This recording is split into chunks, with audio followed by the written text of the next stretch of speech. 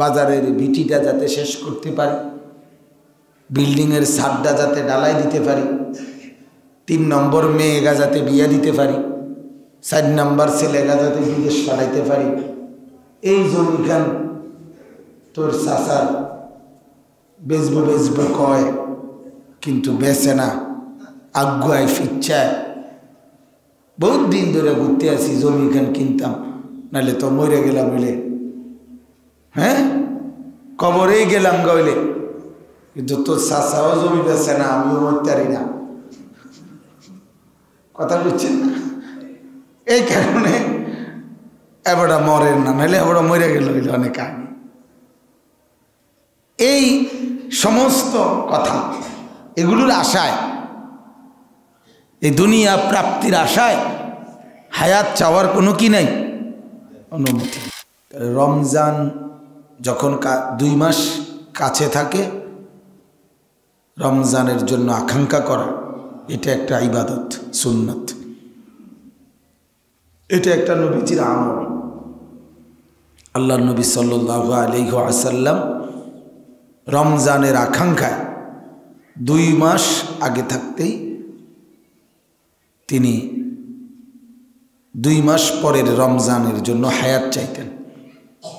এজন্য একজন ইমানদার ইবাদতের জন্য, নেকামলের জন্য হায়াত চাইতে পারে,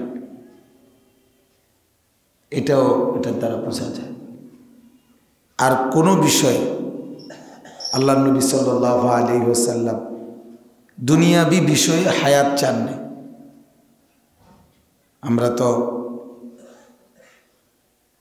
হায়াত চাই দুনিয়াবি বিষয়ে। আর কোনো রকমে যদি বেঁচে থাকতে এই মাইয়াগা বিয়ে দিয়ে যেতে পারি, তাইলে আর আমার আর কোনো দুঃখ থাকতো না।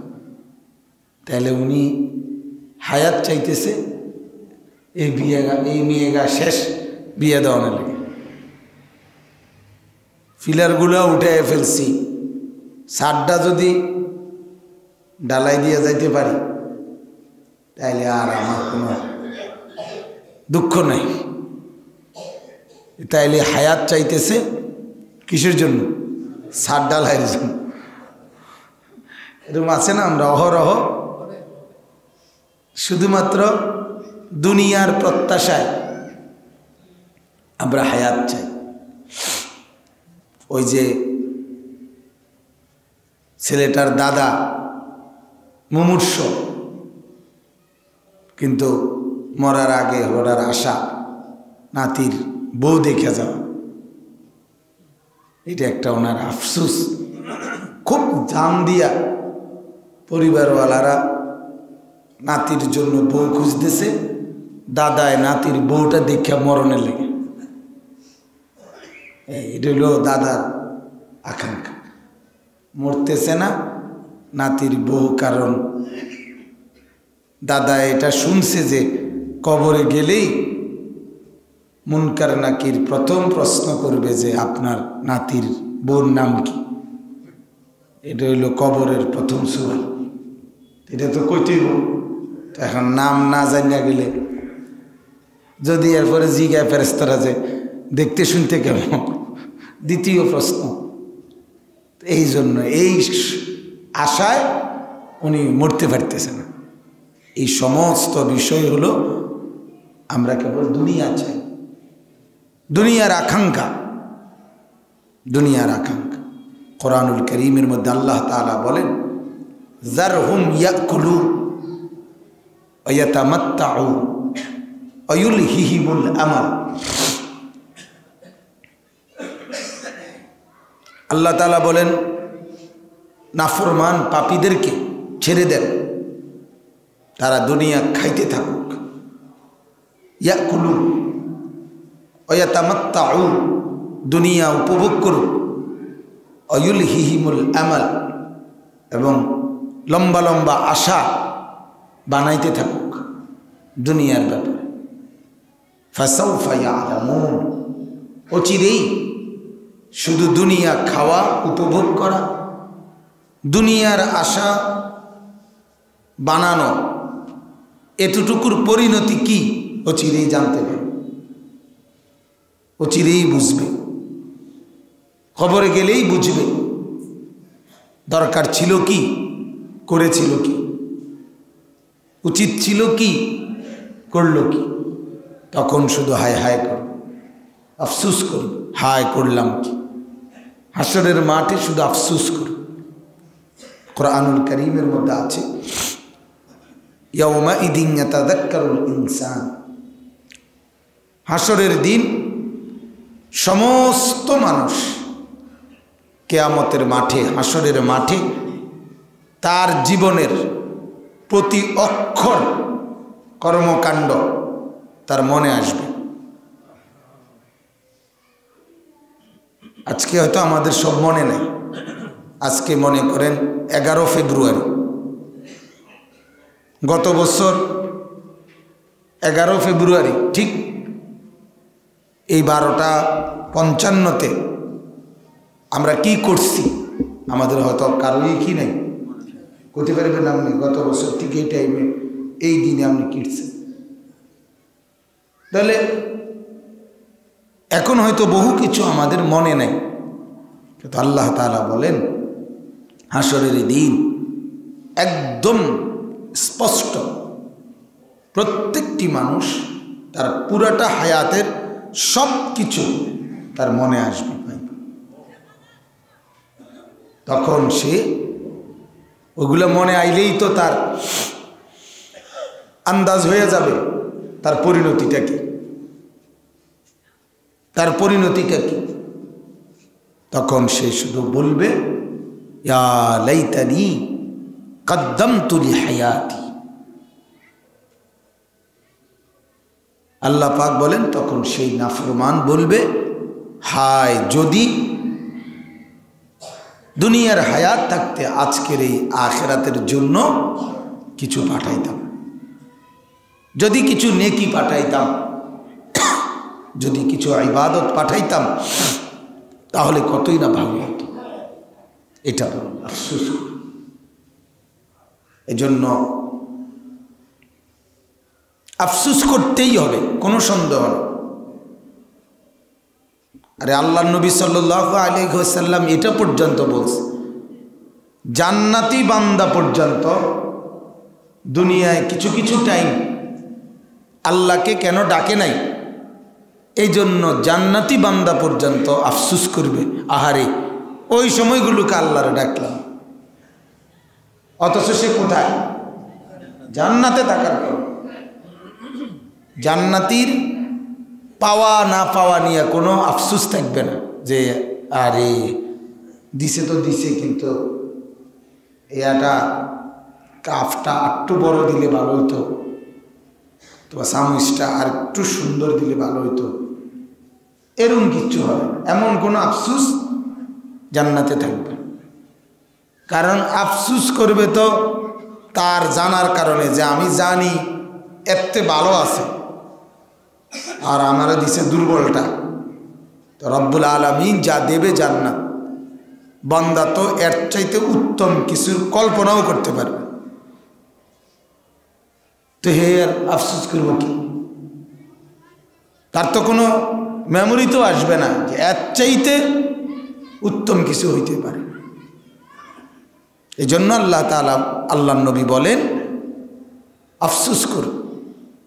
তো সেখানে জান্নাতি বান্দা যদি জান্নাতে যাওয়ার পরও আল্লাহকে না ডাকার এই সময়গুলো কেন গাফেল ছিলাম এর জন্য আফসোস করবে, তো জাহান্নামী নাফরমানরা কি পরিমাণ আফসোস করে, যাদের জীবনের লম্বা সময়, প্রতিদিনের দীর্ঘ সময় যাদের শুধুই মাত্র বেহুদা গাফলতে কেটে যায়, তাদের আফসোস কেমন হবে। এই জন্য 2 মাস আগে থাকতেই আল্লাহ নবী সাল্লাল্লাহু আলাইহি ওয়াসাল্লাম রজব মাসের চাঁদ উঠলেই হায়াত ভিক্ষা চাইতেন, হায়াত চাইতেন, আল্লাহ আর 2টা মাস হায়াত চাই, রমজান পর্যন্ত পৌঁছে যেতে চাই। ওই দেখা যায় রমজান, কাছাকাছি চলে আসছি মাওলা, এত কাছে এনে কবরে নিয়েন না। রমজান পর্যন্ত পৌঁছে রমজানের রহমত আর মাগফিরাতের সাগরে একটা ডুব দিয়ে এরপরে যদি চলেও যাই তাহলে আর কোনো আফসোস নেই। তাহলে এই কারণে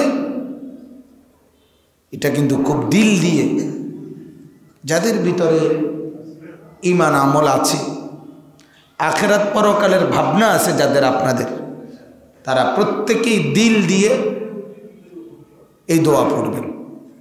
এটারে একটা দোয়া মনে করেন, যে নবীজির একটা গুরুত্বপূর্ণ আমল।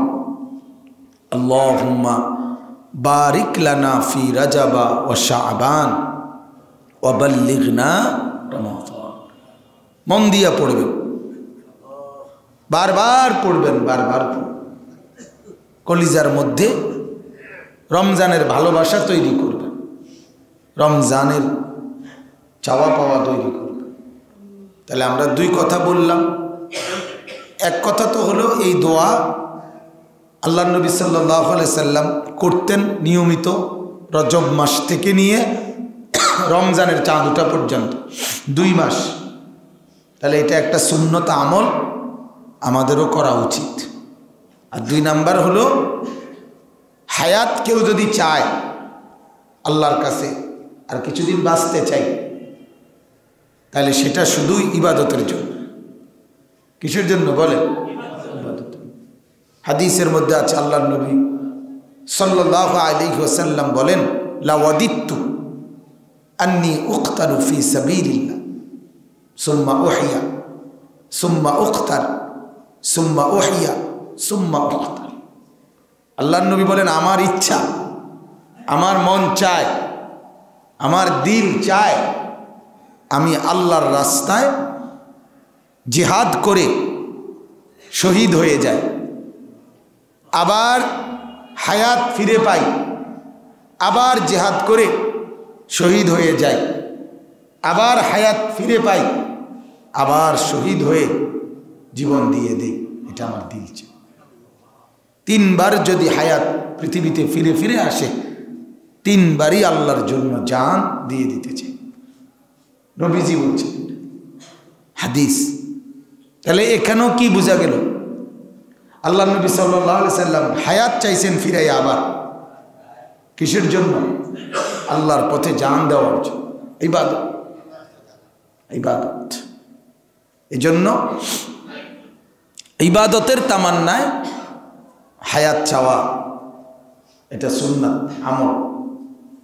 কিন্তু ওই যে শুধু বললাম, বাজারের ভিটিটা যাতে শেষ করতে পারি, বিল্ডিংয়ের ছাদটা যাতে ডালাই দিতে পারি, 3 নম্বর মেয়েগা যাতে বিয়া দিতে পারি, 4 নম্বর ছেলেগা যাতে বিদেশ পাঠাইতে পারি, এই জমিখান তোর চাচার বেচবো বেচবো কয়, কিন্তু বেচে না, আগুয়ায় ফিরছায়।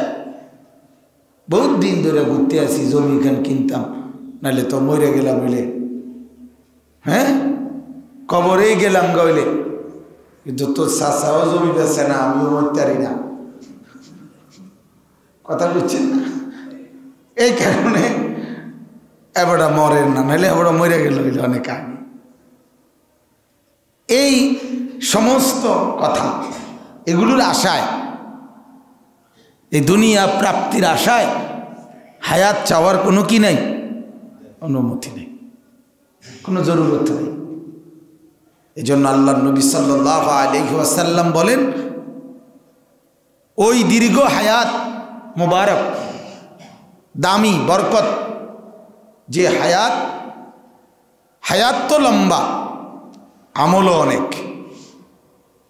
অর্থাৎ হায়াত যার দীর্ঘ, আমলও যার কি বেশি, সেই হায়াত মুবারক, মানে বরকতময়।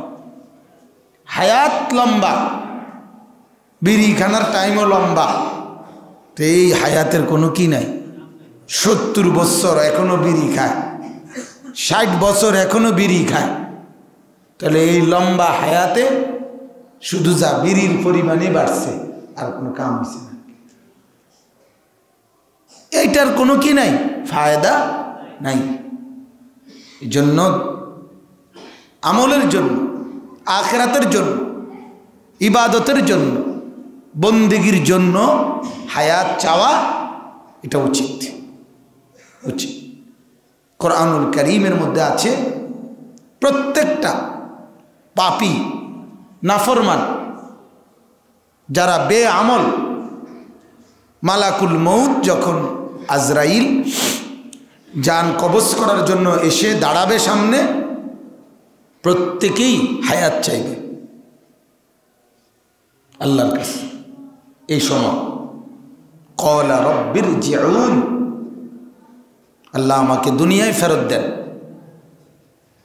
হাত্তা ইদা জাআ আহাদাহুমুল মাউত ক্বালা রব্বিরজিউন, আল্লাহ বলেন যখনই মালাকুল মউত এসে দাঁড়াবে তখনই প্রত্যেকটা নাফরমান পাপী বলবে, আল্লাহ দুনিয়ায় একটু থাকতে, দুনিয়ায় ফেরত দিন, লাআল্লি আমালু সালিহান ফীমা তারাকতু।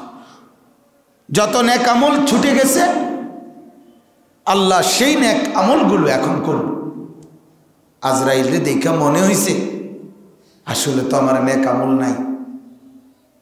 আজরাইলে দেখে মনে হয়েছে আহারে আসলে তো কবরে যাইতে হবে, এর আগে তো ভাবি নাই, এর আগে তো বুঝি নাই, এখন বুঝছি। আল্লাহ এখন একটু সুযোগ দেন, এখন সুযোগ দিলে ঠিকই আমি আমল করব। আল্লাহ তাআলা বলেন কাল্লা, কখনোই না, ইন্নাহা কালিমাতুন হুয়া খাইলুহা, এটা তোর কথার কথা, এটা তোর ধোকা, তো এটা এমনি বলতেছ, আমি বুঝি। আজরাইলকে সরায়া ফেললে, দুনিয়ার হায়াত দিলে, তুমি আবার দোয়া নিয়ে যাইবা, আবার গিয়া বিরিয়ে দাঁড়াইবা, তোমার ব্যাপারে আমার আইডিয়া হয়ে গেছে, বুঝ পাইছি তোমারে, তুমি হই আগের মতো সিটারি, আগের মতো ব্যবসা, ধোকা, ওইটাই করবা। অনেক লোক আছে না হাসপাতালে অ্যাক্সিডেন্টে খুব আল্লাহকে ডাকছে, উদ্ধার পাইছে, আল্লাহ যাক একটা বড় বিপদ গেছে, একটা বড় টেনশন গেছে, যাক একটা কিনা রয়েছে, দাও বিড়িটা দাও, ধরাই, বিরাট বিপদ গেছে, বিড়িটা ধরাই। এত বড় বিপদের পরে যদি বিড়ি না ধরায় তাহলে এই জন্য এই ডাকাত নাফরমান না, এইমাত্র আল্লাহকে ডাকলো বিপদের মুহূর্তে, এখনই বলল ফালাম্মা নাজ্জাহুম ইলাল বাররি ইদা হুম ইউশরিকুন। আল্লাহ বলেন মাঝ নদীতে নৌকার আরোহী ঢেউ উঠছে, আমারে ডাকা শুরু করছে, আমি উদ্ধার করে বাঁচাইয়া পারে নিয়ে গেলাম, আমারে বলে গেছে। বুঝেন নাই কথা? মাঝ নদীতে ডাকছিল আমার, দাআউল্লাহ মুখলিসিনা লাহুদ্দিন, পাড়ে এসে ভুলে গেছে। রজব মাসের দ্বিতীয় গুরুত্বপূর্ণ বিষয় হলো, রজব মাস রসুল পাক সাল্লাল্লাহু আলাইহি ওয়াসাল্লাম, এই মাসে নবী সাল্লাল্লাহু আলাইহি সাল্লাম মেরাজে গিয়েছিলেন, আল্লাহ তাআলার একান্ত সান্নিধ্যে গিয়েছিলেন।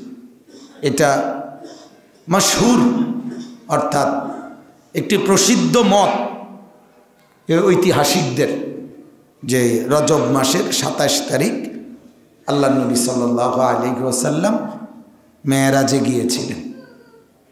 কিন্তু এইটা অকাট্য মত না, বুঝছেন নি কথা?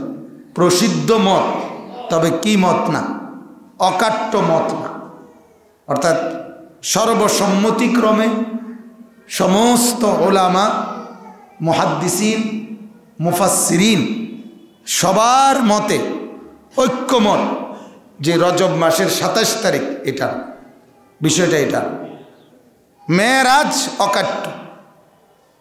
হিজরতের পূর্বে মক্কায় থাকাকালীন আল্লাহ নবী সাল্লাল্লাহু আলাইহি ওয়াসাল্লাম মক্কি জীবনের শেষ দিকে, হিজরতের আগে রাসূলুল্লাহ সাল্লাল্লাহু আলাইহি ওয়াসাল্লামের মেরাজ হয়েছিল আল্লাহ পাকের সান্নিধ্যে গিয়েছিলেন, এটা একবারে মোতাওয়াতের অকাট্য, বুঝছেন? এইটা কেউ অস্বীকার করলে, সন্দেহ পোষণ করলে সে জিন্দিক। মুফাসসিরিন বলেন সে মুলহিদ, ধর্মত্যাগী, মুরতাদ, নাউজুবিল্লাহ, সে কাফের, মুরতাদ। অর্থাৎ ইসরা এবং মেরাজ এই বিষয়টা একটু, যেহেতু একটু অবাক করা বিষয়, অনেক বেশি আশ্চর্যের বিষয়, অনেক বেশি।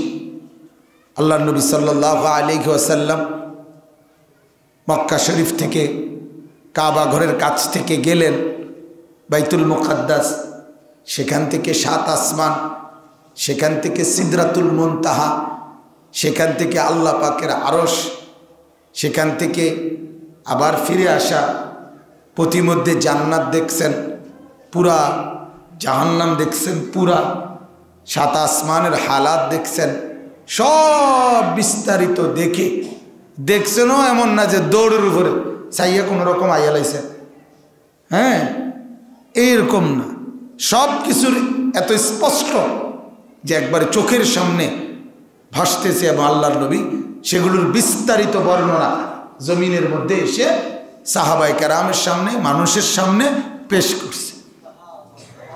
জান্নাতেই দেখছি, জাহান্নামেই দেখছি। এবং আল্লাহর নবী সাল্লাল্লাহু আলাইহি সাল্লাম রাস্তায় মক্কার কুরাইশদেরকে বলছে, রাস্তায় অমুক কাফেলা তারা আসতেছে, তাদের একটা উট হারাইয়া ফেলছে, হ্যাঁ, তারা তাদের উট খুঁজতেছে, তোমরা ওই কাফেলা আসলে জিজ্ঞাসা করো তারা এই টাইমে তাদের উট খুঁজতেছিল কিনা। এরপরে বলছেন আরেক কাফেলার কথা, তাদের কাফেলার লোক কেউ তাদের তাঁবুর মধ্যে তখন ছিল না, হয়তো কোথাও বাহিরে গেছে, আমরা সেই তাঁবুর কাছে পানির মশক থেকে পানি পান করছি, তোমরা জিজ্ঞাসা করো ওই টাইমে তারা তাঁবুতে ছিল কিনা। এরম অনেক অকাট্য বর্ণনা আল্লাহ নবী সাল্লাল্লাহু আলাইহি সাল্লাম পেশ করছেন। কাবারে বাইতুল মুকাদ্দাসের কয়টা দরজা, কয়টা জানালা, এগুলো পর্যন্ত নবীজি বলছেন। সব কিছু এত নিখুঁত বর্ণনা দিছেন, যার দ্বারা বোঝা যায় আল্লাহ তাআলা এটা অনেক বেশি আশ্চর্য যে এত বিশাল সফর, এত দীর্ঘ সফর, অথচ নবীজি সাল্লাল্লাহু আলাইহি সাল্লাম এসে দেখলেন ফিরে যে জায়গায় ওযু করে গেছিলেন সেই ওযুর পানি এখনো ভালোভাবে শুকায়নি। মানে সব কিছু আগের মতো রয়ে গেছে। মূল বিষয় হলো মুফাসসিরিনে কেরাম বলেন আল্লাহ তাআলা গোটা কায়নাত, আল্লাহর গোটা পৃথিবীর সময়ের যে আবর্তন, এটা আল্লাহ তাআলা কিছুক্ষণের জন্য স্তব্ধ করে দিয়েছে। সব বন্ধ, সব বন্ধ। সময়ের চাকাও আর ঘুরবে না, ঘন্টা মিনিট সেকেন্ডের চাকা ঘুরবে না। আমার বন্ধু আসবে, সফর হবে, কথাবার্তা হবে, মোলাকাত হবে, বন্ধু বিদায়ের পরে এরপরে আবার পুনরায় সময় চলবে। বাহ, বাবা! আরো আশ্চর্য কথা শুনেন, আল্লাহু আকবার। তাফসীরের মধ্যে আছে রাসূলুল্লাহ সাল্লাল্লাহু আলাইহি সাল্লাম যখন জন্ম নিছেন মা আমেনার কোলে, তখন আল্লাহ তাআলা ফেরেশতাদেরকে দিয়ে আল্লাহ তাআলা আল্লাহর নবী সাল্লাল্লাহু আলাইহি সাল্লামকে মা আমেনার কোল থেকে তুলে নিয়েছিলেন। তুলে নিয়ে ফেরেশতাদেরকে আল্লাহ তাআলা বলছেন, আমার বন্ধুকে, এই যে কোলের ছোট্ট শিশু মুহাম্মদ সাল্লাল্লাহু আলাইহি সাল্লাম, আমার বন্ধুকে আমার পুরা সৃষ্টি জগৎ ফাতুফু বিহি মাশারিকাল আরদি ওয়া মাগারিবাহা, আমার সৃষ্টির পূর্ব দিগন্ত থেকে পশ্চিম দিগন্ত পর্যন্ত আমার সমস্ত সৃষ্টি জগৎকে দেখাও, ঘুরাইয়া আমার বন্ধুকে সবাই দেখুক কি বানাইছি আমি। এটা বন্ধু আমি কেমন সাজাইছি দেখো, নাক দেখুক, চোখ দেখুক, চেহারা দেখুক, সৌন্দর্য দেখো, দোস্ত আমার কেমন বানাইল, এই যে আমার স্পেশাল বানানো, এটা আমার সবচেয়ে প্রিয় বানানো,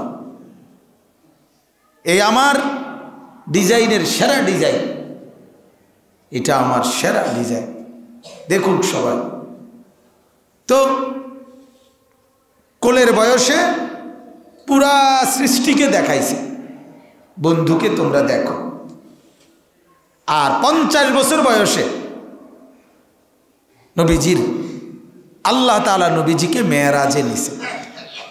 মেরাজে নিয়ে আল্লাহ তাআলা ওনাকে যেখানে দাঁড় করাইছে সেটা আরশের উপরে, এর উপরে আল্লাহর কোনো সৃষ্টি, কোনো মাখলুক নাই, শুধুই আল্লাহ, শুধুই কে? আর কিছু নাই। তো ওইখানে দাঁড় করাইয়া এবার আল্লাহ তাআলা বলেন, বন্ধু এখানে আনছি আপনারে, ছোট্টবেলায় কোলে রাইখা আমার গোটা সৃষ্টিকে দেখাইছি, আমার বন্ধুকে দেখো। এবার আপনি বন্ধুকে দেখাইতে চাচ্ছি, আপনি এবার তামাম জগৎ দেখেন। বুঝেন নাই? ওই সময় ওরা দেখছে আপনারে, এখন আপনি দেখেন কি তারা, বুঝছেন? আপনি দেখেন, এই জন্য আপনাকে আনলাম, এখান থেকে দাঁড়াইয়া আপনি আমার পুরা কায়নাত একসাথে দেখবেন। আপনি দেখেন কি বানাইছি আমি, দেখেন আমার জগৎ দেখেন, আমার জান্নাত দেখেন, আমার জাহান্নাম দেখেন, আমার আসমানগুলো দেখেন, আমার জমিন দেখেন, আমার কায়নাত দেখেন, আমার ক্ষমতা দেখেন, আমার কুদরত দেখেন। লিনুরিয়াহু মিন আয়াতিনা, এখানে আছে। আল্লাহ তাআলা বলেন, কেন বন্ধুকে মেরাজ করালাম, ইসরা করালাম? লিনুরিয়াহু মিন আয়াতিনা, আমি যেন তাকে দেখাইতে পারি আমার কুদরতের অগণিত নিদর্শন। দোস্ত দেখেন, এই জন্য এটা বিশাল বড় মর্যাদা, বিশাল বড় মর্যাদা রাসূলুল্লাহ সাল্লাল্লাহু আলাইহি ওয়াসাল্লামের মেরাজ। এই জন্য একটা জিনিস বোঝা চাই, ইসলাম রাসূলুল্লাহ সাল্লাল্লাহু আলাইহি ওয়াসাল্লামের জীবনের তারিখ নির্ভর বিষয় কম। এটা নিয়ে অতিরিক্ত পেরেশানি করা, কথা বুঝছেন? আসলে এইটার চাইতে বেশি দরকার রাসূলুল্লাহ সাল্লাল্লাহু আলাইহি ওয়াসাল্লামের জিন্দেগির থেকে আমি কি নিলাম। আমরা এই কথাটা নিয়েই আমাদের একটু কি হয়, দূরত্ব হয়। মানে তারিখ নির্ভর মেন মাকসাদ না। ঠিক নবীজি 27শে রজব মেরাজে গেছে, অতএব আমি শুধু রজব মাসের 27 তারিখ আমার মনে করতে হইব মেরাজ, ওই দিনকেই মাইক বাজাইয়া এই ঘটনা কইতে হইব, ওই দিনকেই মাইক বাজাইয়া জিলেপি খাওয়াইতে হইব, ওই দিনকেই মাইক বাজাইয়া ঘটনা কইয়া এরপরে খিচুড়ি খাওয়াইতে হইব, বিরিয়ানি খাওয়াইতে হইব। এটা তো তারিখ নির্ভর হইল। কিন্তু রাসূলুল্লাহ সাল্লাল্লাহু আলাইহি ওয়াসাল্লামের এই মর্যাদা, এই শারাফত উম্মতের জন্য তার সারা জীবনের মর্যাদা। বেটা আমি ওই নবীর উম্মত, আমার সেই নবী যে নবী ওই পর্যন্ত গেছেন, এটা আমাদের ইজ্জত, আমাদের সম্মান। আমরা কোনো জানতেন কারো উম্মত না। এই জন্য এটা মনে রাখা চাই। এটা নিয়ে অনর্থক পেরেশানি, অনর্থক পেরেশানি। একেবারে 12ই রবিউল আউয়াল জন্ম তারিখ পালন করতেই হবে, নইলে নবীর দুশমন, আর করলেই উনি নবীর আসে। ওনার এটা 12 তারিখ একেবারে মনে রাখতেই হবে। ওটা না, তারিখ নির্ভর মূল মাকসাদ না। মূল মাকসাদ জিন্দেগির মধ্যে নবীকে গ্রহণ করা, আল্লাহর নবীকে গ্রহণ করা, এটা হলো মূল উদ্দেশ্য আমাদের। নবী সাল্লাল্লাহু আলাইহি ওয়াসাল্লাম এই পৃথিবীতে কিছু অনুষ্ঠান চালু করার জন্য পৃথিবীতে আসে না। বছরের মধ্যে অমক অমক দিন কটা অনুষ্ঠান চালু করবে, এজন্য নবীর আগমন হয় না। পুরা জিন্দেগি সাজায়া দেওয়ার জন্য আল্লাহর নবী এই পৃথিবীতে আসছে। তোমার হাসি, তোমার কান্না, তোমার নিঃশ্বাস, তোমার কদম কদম জিন্দেগি সাজিয়ে দেওয়ার জন্য আল্লাহর নবী সাল্লাল্লাহু আলাইহি ওয়াসাল্লাম পৃথিবীতে আসছেন। এটাই সত্য, এটাই বাস্তব। এটা ধাক্কাধাক্কি সাফাসাফির কোনো বিষয়। এজন্য আপনি পড়ে দেখেন, যদি কারো বিশ্লেষণ করতে হয় আমার থেকে কিতাব নিয়ে, আমার ও এখন গাড়িতে আছে, গাড়িতে আমার ব্যক্তিগত কিতাব, যে মেরাজ অস্বীকার করা, নবীজির ইসরা, এটা দুইটা শব্দ আরই, একটা হলো ইসরা আর একটা হলো কি মেরাজ।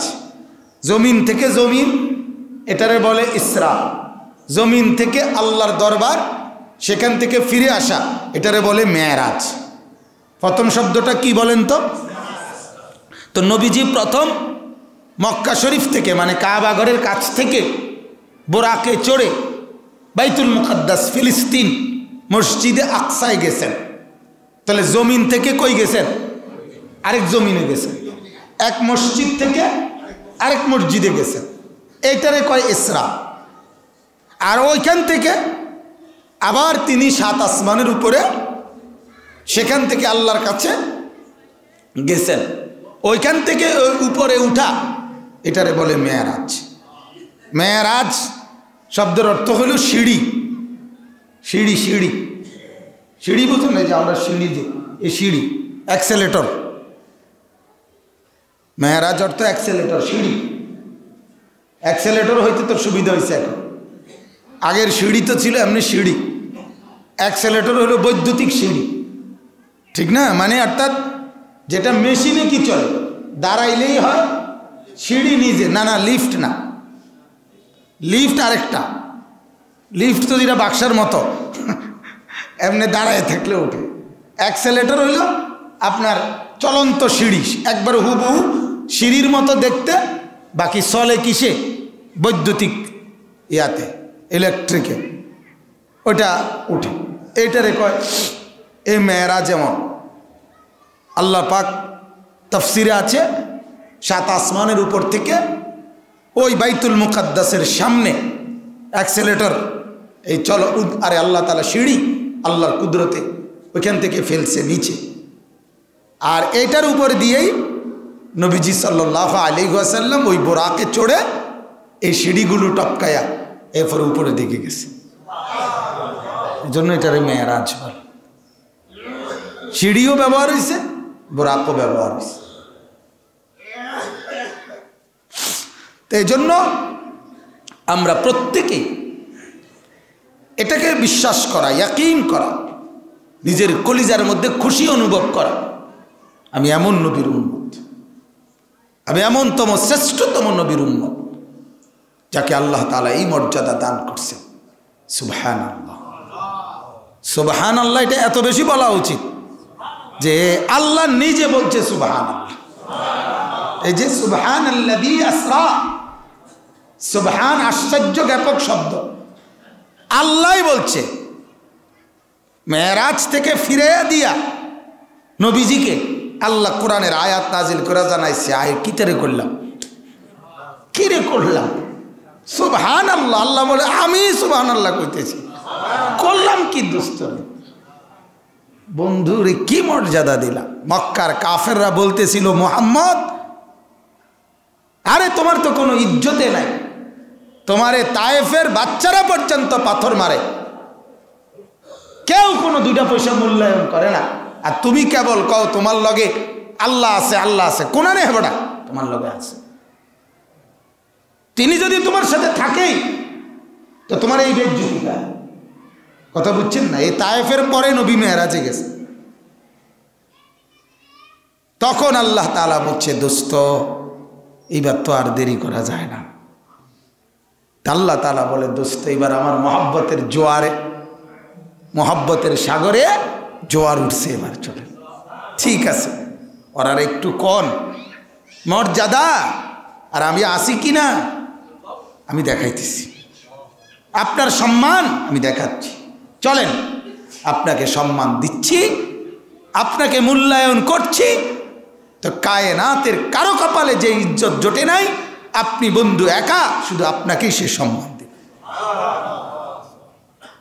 এই জন্য আল্লাহ তাআলা এত উপরে নিয়ে গেছেন, নিয়ে গিয়ে বলছেন এবার গিয়ে শুনান মক্কার কাফেরদেরকে যে আমার মাওলা আমাকে কি ইজ্জত দিছে, শোনো, কি সম্মান দিছে শোনো। আরেকটা মজার কথা আছে, এটা বলি শেষ। 40 বছর বয়সে নবীজি সাল্লাল্লাহু আলাইহি সাল্লামের কাছে আল্লাহ তাআলার পক্ষ থেকে কোরআন নাজিল হওয়া শুরু হয়েছে, ঠিক না? কত বছর বয়সে? কোরআন নাজিল মানে কি? আল্লাহর কথা। কোরআন এগুলো কার কথা? তাহলে আল্লাহ তাআলা নবীজির সাথে নিয়মিত 40 বছর বয়সে কথা বলা শুরু করছে, কিন্তু মাধ্যম লাগাইছে জিব্রাইলকে। আর কথা বললে মহব্বত তীব্র হয়, মহব্বত বাড়ে। 50 বছরের মাথায় আল্লাহ তাআলা জিব্রিলকে বলছে, জিব্রিল আজ 10 বছর বন্ধুর সাথে কথা তো বলি, তোমারে দিয়ে দিয়ে বলি, আর ভাল লাগে না। এবার তুমি বন্ধুরে আমার কাছে আয়না দাও, তুমি আইসো না, আমি একাই তার সাথে কথা বলবো। বুঝছেন না? আজ অনেক দিন হয়েছে তোমার এই দিয়ে বলি, তো আমার আর মহব্বতে জোয়ার মানে না, চলো তুমি নিয়ে আসো। এই জন্য আল্লাহর নবীকে নিয়ে হযরত জিবরিল নিয়ে গেছে, নিয়ে গিয়ে ও সিদরাতুল মুনতাহা পর্যন্ত গিয়ে বলছে, ইয়া রাসূলুল্লাহ আমি আর যাব না, আমি এই পর্যন্তই, বাকিটা শুধু আপনি যাবেন, আপনি আপনার বন্ধুর সাথে একান্তে সাক্ষাৎ করবেন, কথা বলবেন, সেটা শুধু আপনারই ব্যাপার। আল্লাহ তাআলা বলছেন, জিবরাইল আমি তুলে নিচ্ছি, তুমি আর আসতে হবে না। ফাআওহা ইলা আবদিহি মা আওহা সুম্মা দানা ফাতাদাল্লা ফাকানা কাবা কাউসাইনি আও আদনা। একেবারে কাছাকাছি আল্লাহ তাআলা সাক্ষাৎ করছেন। এটা যেন আমার মনে হয় আল্লাহ তাআলা যেন মাথায় হাত বুলায় দিছেন, পিঠে হাত বুলায় দিছেন, দোস্ত